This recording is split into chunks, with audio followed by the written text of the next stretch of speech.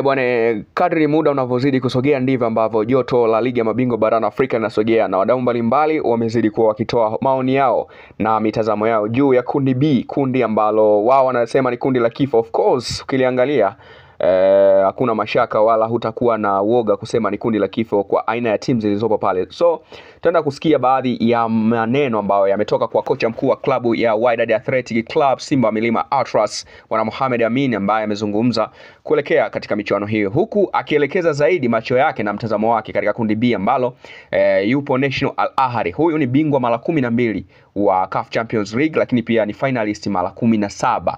Huku chini yake yupo AS FAR Rabat, lakini pia yupo Young Africans, lakini hapo yupo JS Kabylie.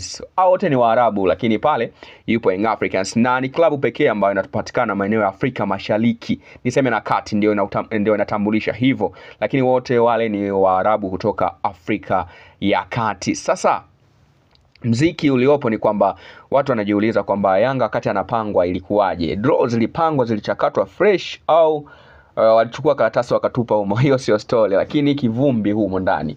Bwana kocha mkuu Mohamed Amin, yeye ameelekeza maoni yake makubwa sana juu ya hilo kundi, na kuna uwezekano mkubwa sana kwenye kundi hilo pengine kutoa bingwa wa michuano hiyo kwa namna ambavyo limekaa, na linatoa utabiri wa moja kwa moja, kwa sababu ukimwangalia National Ahly na ubora wake, quality yake, lakini pia aina usajili ambao umefanya msimu huu hatari sana.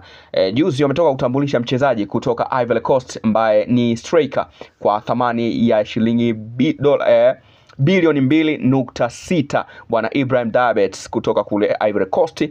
Lakini pia tumeshuhudia klabu ya AS FAR Rabat wakiwa wamechukua nyota Lamri yao kutoka katika klabu ya soka ya kule RS Berkane, lakini pia aliwahi kucheza US Monastir. Young Africans wanamkumbuka msimu ambao wanaenda finali ya CAF Confederation Cup dhidi ya USM Alger, wanamkumbuka vizuri. Lakini pia wapo na JS Kabylie ambapo yupo kocha wa zamani wa Simba Sports Club Bwana Abdelrahak Benshika, na pamoja na Twisila Trubo Kisinda. Yes, tunakumbuka hayo yote na hao wote tunawafahamu. Young Africans yupo hapo. Kuna maboresho kadhaa ambao wao wameyafanya wakiwa na aina wachezaji wengi kweli ambao ukisoma rekodi zao inaonekana zinawabeba, lakini kwa picha ambao walionyesha katika mechi kadhaa tayari kuna kama matumaini yame step down. Lakini sio story ni kwamba mahesabu ya group stage yako vipi, yani hatua ya makundi ipoje. Ni kucheza na hesabu za kila mmoja ashinde mechi za nyumbani au shinde nyumbani na ugenini. Yote yanawezekana, lakini hesabu nzuri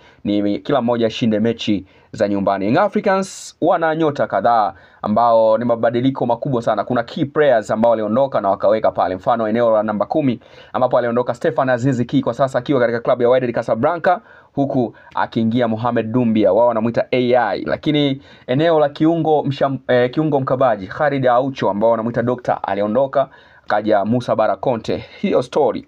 Sasa moja kwa moja ni kwamba ukubwa wa klabu ya soka ya Young Africans inawezekana ndio umeamua yeye kukaa kwenye kundi lile, kwa sababu ukiangalia pot ya Young Africans ilikuwa pot namba 2, ukiangalia pot ambao wanapatikana National Ahly ni pot namba 1, lakini ukiangalia pot ambao wanapatikana FAR Rabat ni namba 1, huku JS Kabylie anapatikana pot ya 3. Kwa hiyo walichukua wawili kutoka pot ya kwanza wakamweka kwenye poti ya pili ambapo ipo Young Africans, and wakachukua timu moja kutoka kwenye poti namba 3 ambao ni JS Kabylie wakajoin pale. Sasa story zitaanza kusimuliwa rasmi tarehe 21 watakapokianza au watakapokiamsha Young Africans dhidi ya AS FAR Rabat pale New Amani Complex. Ila matumaini ya watu wengi ni kuamini kwamba kuna radha fulani ambayo inaweza katokea, nami nasubiri hayo. Tutakuwa nasi kila siku, kila muda, kila saa. Endelea kutufuatilia katika page zetu, kukumbuka kushare, kusubscribe, kulike pamoja na kucomment.